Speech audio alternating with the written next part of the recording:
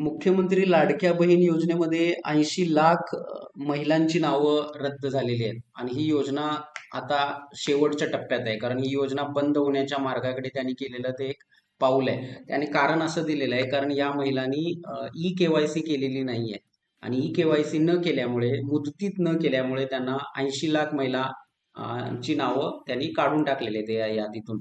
आता विषय असा आहे की लोकसभामध्ये जे दारुण पराभव त्यांना स्वीकारावा लागला होता 2024च्या, त्यातून वाचण्यासाठी विधानसभेला त्यांनी ही योजना आणली. खरं म्हणजे ह्या योजनेची कोणतीही शहानिशा न करता ही योजना त्यांनी राबवली. अनेक सरकारी महिला असून सुद्धा त्यांना लाडक्या बहीण योजनेचा फायदा मिळाला.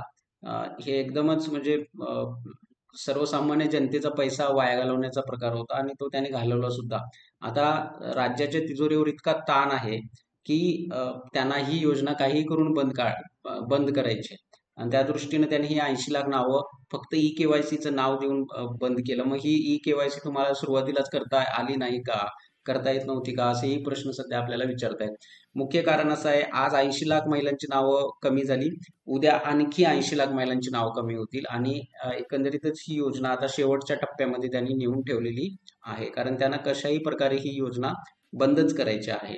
तर तुम्हाला मे महिन्याचा लाडक्या बहीण योजनेचा हप्ता जो आहे तो कसा बसा मिळेल, पण इथून पुढं ही योजना काही सरकारसाठी फायद्याची नाहीये. कारण कोणतीही सध्या निवडणूक आपल्या देशामध्ये आणि राज्यामध्ये तरी भाजपसाठी दिसत नाही. त्यामुळे गरज सर्वांनी वैद्य मरो जसं म्हणतात, तसाच प्रकार या आपल्याला याच्यातून दिसतो.